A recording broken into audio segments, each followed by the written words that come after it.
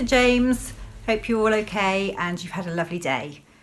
We are now on chapter 12 of Danny the Champion of the World, and this one is called Thursday and School.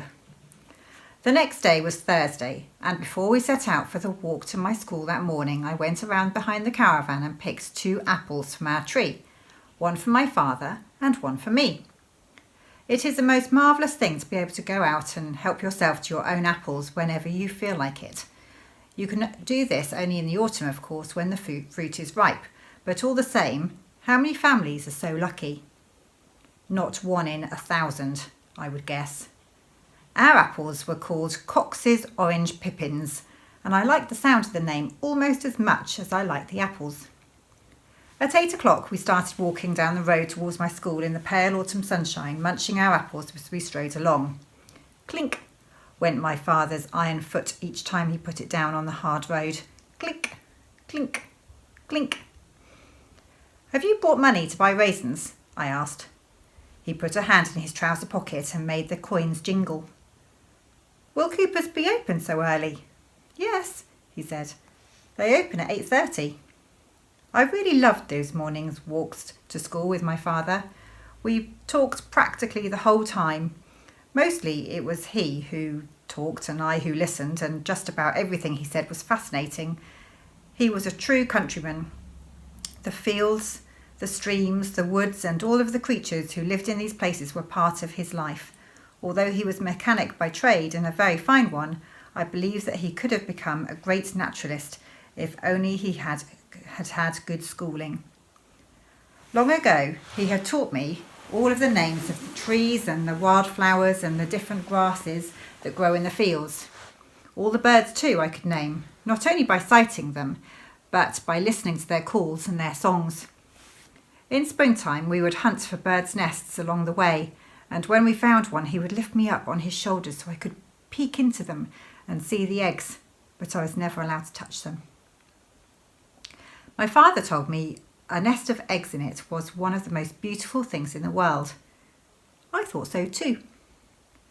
The nest of a song thrush, for instance, lined inside with a dry mud as smooth as polished wood and with 5 eggs of the purest blue speckled with black dots, and the skylark whose nest we once found right in the middle of a field in a grassy clump on the ground. It was hardly a nest at all, just a little hollow place in the grass, and in it were 6 small eggs, deep, brown and white.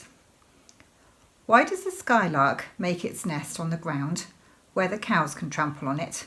I asked. "Nobody knows why," my father said, "but they always do it. Nightingales nest on the ground too, so do pheasants and partridges and grouse." On one of our walks, a weasel flashed out of the hedge in front of us, and in the next few minutes I learned a lot of things that marvellous little about... On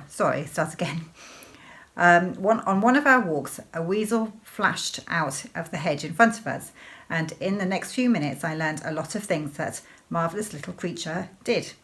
The best bit I liked was when my father said, "The weasel is the bravest of all animals. The mother will fight to the death to defend her own children.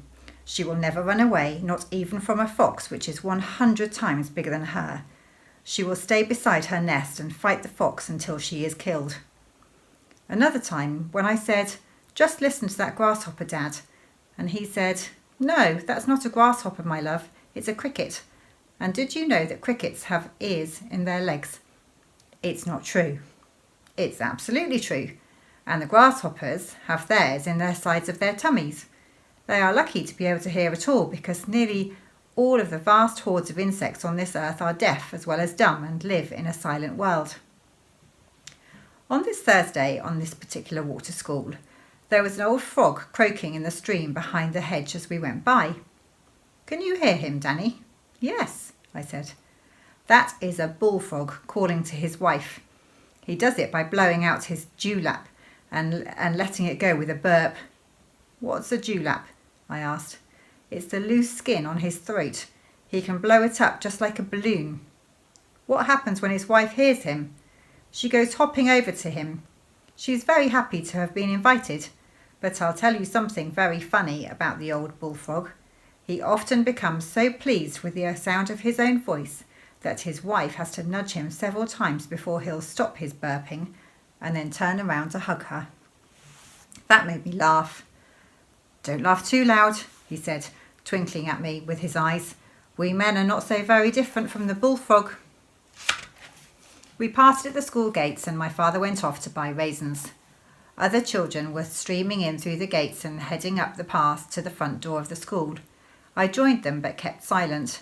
I was the keeper of a deep secret, and a careless word from me could blow the lid off the greatest poaching expedition the world would ever see. Ours was just a small village school, a squat, ugly red brick building with no upstairs rooms at all. Above the front door was a big grey block of stone cemented into the brickwork, and on the stone it said, "This school was erected in 1902 to commemorate the coronation of His Royal Highness King Edward VII." I must have read that thing 1,000 times. Every time I went in the door it hit me in the eye. I suppose that's what it was there for. But it's pretty boring to read the same old words over and over again, and I often thought how nice it would be if they put something different up there every day. Something really interesting. My father would have done it for them beautifully. He could have written it with a bit of old chalk on the smooth grey stone, and each morning it would have been something new. He would have said things like, "Did you know that the little cloverleaf butterfly often carries his wife around on his back?"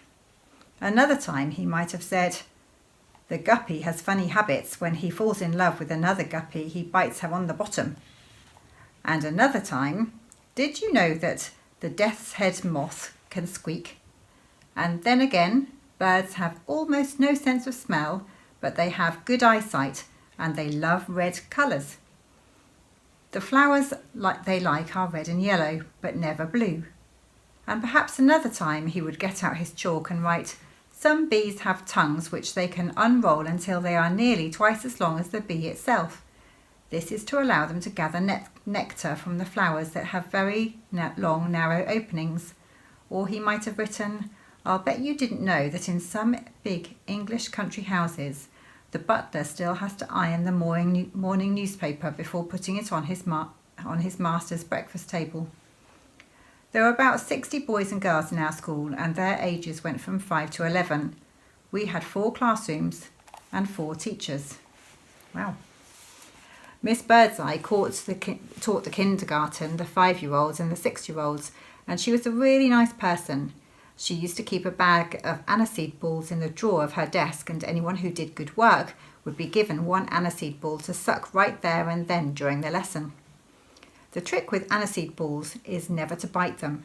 If you keep them rolling around in your mouth, they will dissolve slowly of their own accord, and then right in the very centre you will find a tiny little brown seed. This is the aniseed itself, and when you crush it between your teeth it has a fabulous taste. My father told me that dogs go crazy about it. When there aren't any foxes around, the huntsman will drag a bag of aniseed for miles and miles over the countryside, and the foxhounds will follow the scent because they love it so. This is known as a drag hunt. The 7 and 8-year-olds were taught by Mr. Corrado, and he was also a decent person. He was a very old teacher, probably 60 or more, but that didn't stop him being in love with Miss Birdseye. We knew he was in love with her because he always gave her the best bits of meat at lunch when it was his turn to do the serving.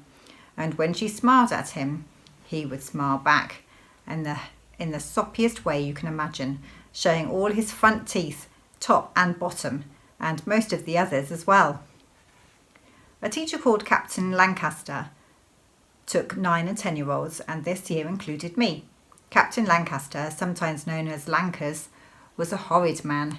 He had a fiery carrot-coloured hair and little clipped carroty moustache and a fiery temper.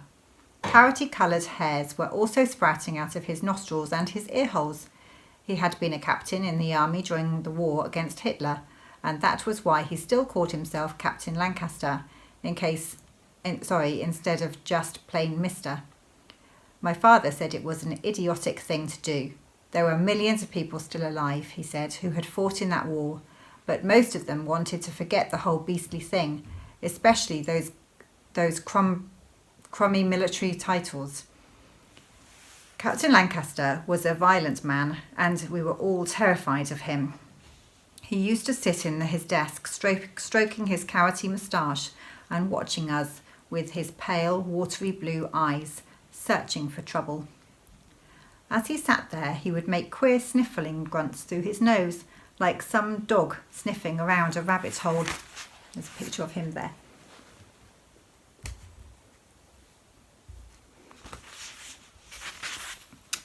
Mr. Snoddy, our headmaster, took the top form, the 11-year-olds, and everybody liked him. He was a small, round man with a huge scarlet nose. I felt sorry for him having a nose like that. It was so big and inflamed, it looked like it might explode at any moment and blow him up. A funny thing about Mr. Snoddy was that he always brought a glass of water with him into class, and he kept sipping right through the lesson. At least everyone thought it was a glass of water. Everyone, that is, except me and my best friend, Sydney Morgan. We knew differently, and this is how we found out. My father looked after Mr. Snoddy's car, and I always took his repair bills with me to school to save postage. One day during the break, I went to Mr. Snoddy's study to give him a bill, and Sydney Morgan came along with me. He didn't come for any special reason. We just happened to be together at the time, and as we went in, we saw Mr. Snoddy standing by his desk refilling his famous glass of water from a bottle labelled Gordon's Gin. He jumped a mile when he saw us. "You should have knocked," he said, sliding the bottle behind a pile of books. "I'm sorry, sir," I said. "I brought you my father's bill." "Ah, yes," he said. "Yes, very well. And what do you want, Sydney?" "Nothing, sir," Sydney Morgan said. "Nothing at all." "Off you go then, both of you," Mr. Snoddy said, keeping his hand on the bottle behind the books. "Run along." Outside in the corridor, we made a pact that we wouldn't tell any of the other children about what we had seen. Mr. Snoddy had always been kind to us, and we wanted to repay him by keeping his deep, dark secret to ourselves. The only person I told was my father, and when he heard it, he said, "I don't blame him one bit. If I was unlucky enough to be married to Mrs. Snoddy, I would be drinking something a bit stronger than gin." "What would you drink, Dad?" "Poison," he said. "She's a frightful woman." "Why is she frightful?" I asked. "She's a sort of witch," he said, "and to prove it, she has 7 toes on each foot." "How do you know that?" I asked. "Doc Spencer told me," my father said. And then, to change the subject, he said, "Why don't you ever ask Sydney Morgan over here to play?" Ever since I started going to school, my father has tried to encourage me to bring my friends back to the filling station for tea or supper, and every year, about a week before my birthday, he would say, "Let's have a party this time, Danny. We can write out invitations and I'll go to the village and buy chocolate eclairs and donuts and a huge birthday cake with candles on it." But I always said no to these suggestions, and I never invited any other children to come to my house after school or at weekends. That wasn't because I didn't have good friends. I had lots of them. Some of them were super friends, especially Sydney Morgan. Perhaps if I had lived in the same street as some of them, instead of way out in the country, things might have been different.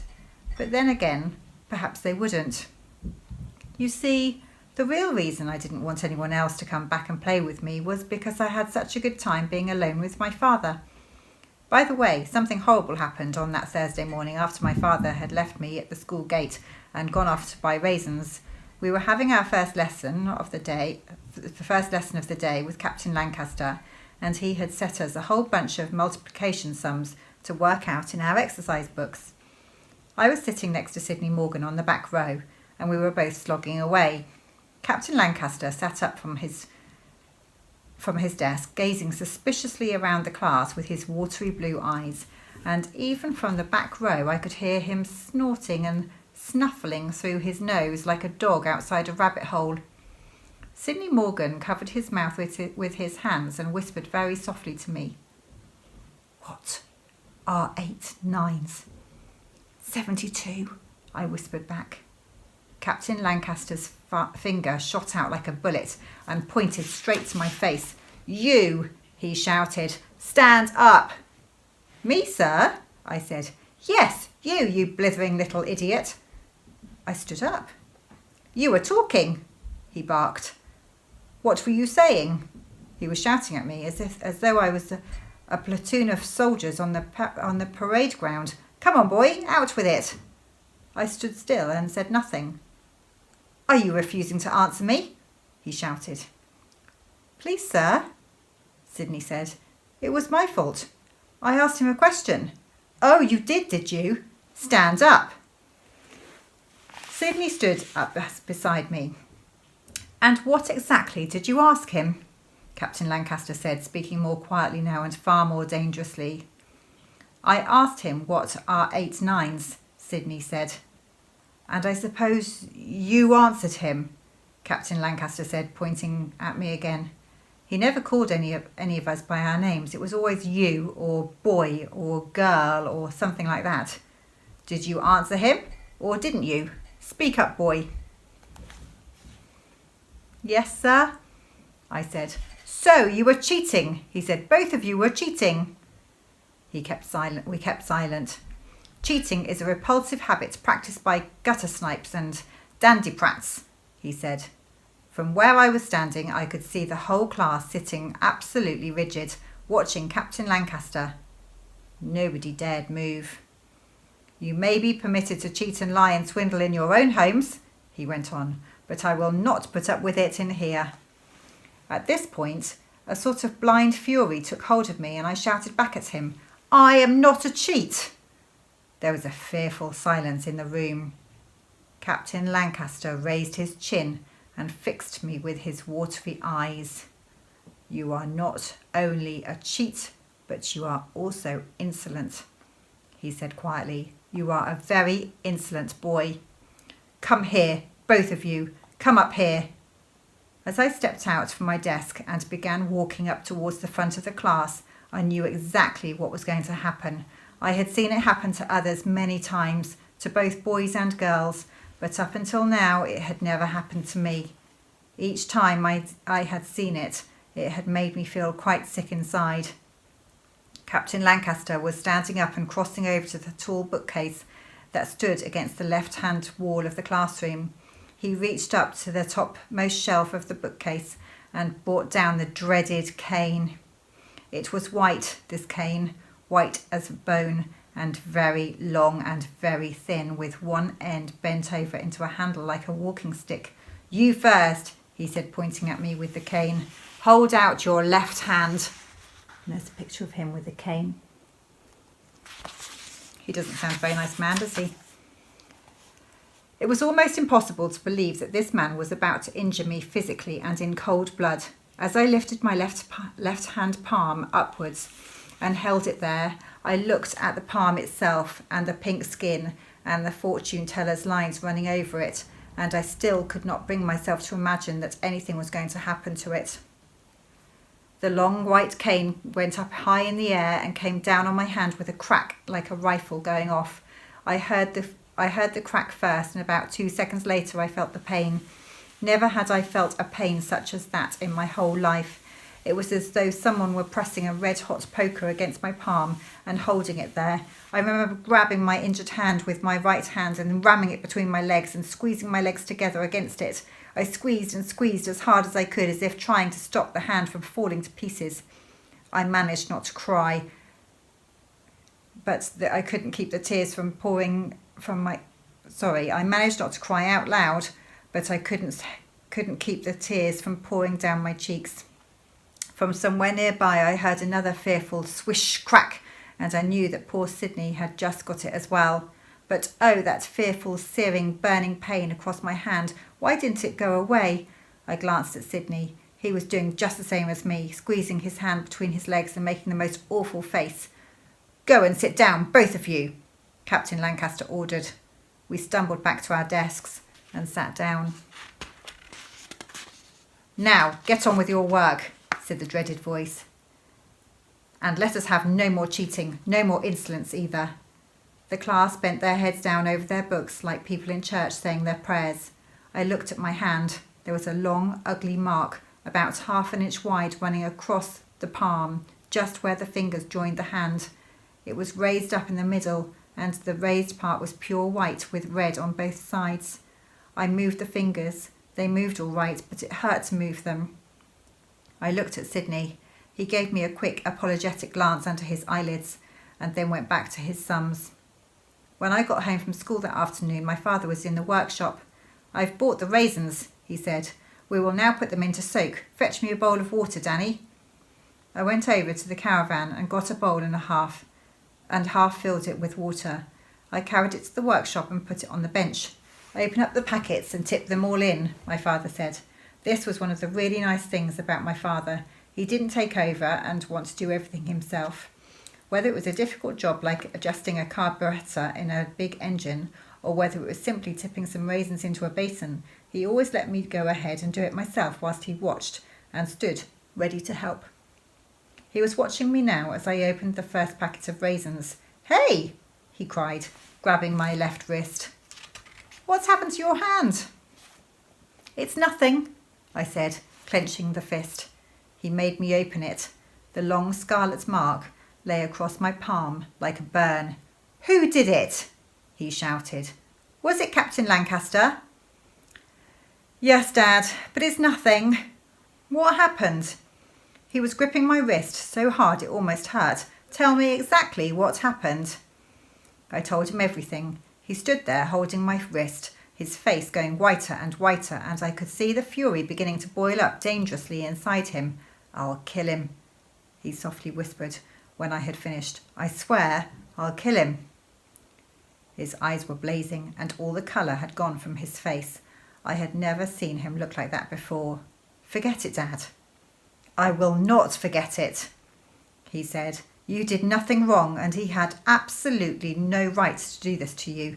So he called you a cheat, did he?" I nodded.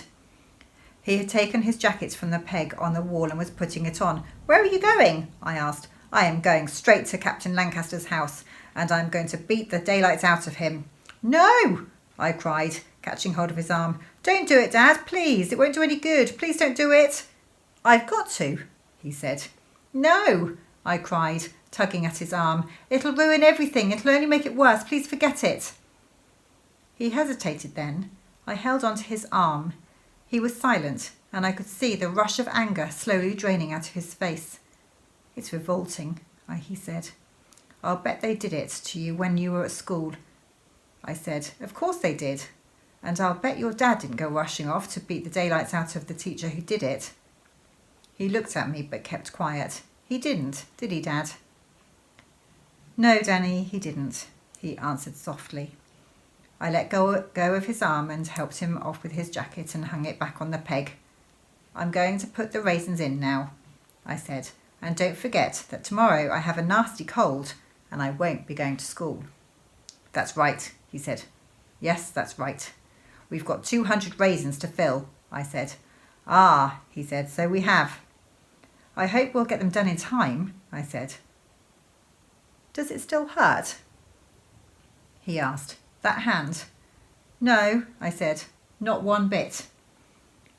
I think that satisfied him, and although I saw him occasionally glancing at my palm during the rest of the afternoon and evening, he never mentioned the subject again. That night he didn't tell me a story. He sat on the edge of my bunk and we talked about what was going to happen the next day up in Hazel's Wood. He got me so steamed up and excited about it I couldn't get to sleep. I think he must have got himself steamed up almost as much, because after he had got undressed and climbed into his own bunk, I heard him twisting and turning all over the place. He couldn't get to sleep either. At about 10:30 he climbed out of his bunk and put the kettle on. "What's the matter, Dad?" "Nothing," he said. "Shall we have a midnight feast?" "Yes, let's do that." He lit the lamp in the ceiling and opened a tin of tuna and made a delicious sandwich for both of us. Also hot chocolate for me and tea for him. Then we started talking about the pheasants and about Hazel's Wood all over again. It was pretty late before we got to sleep. And that's the end of the chapter. Night night.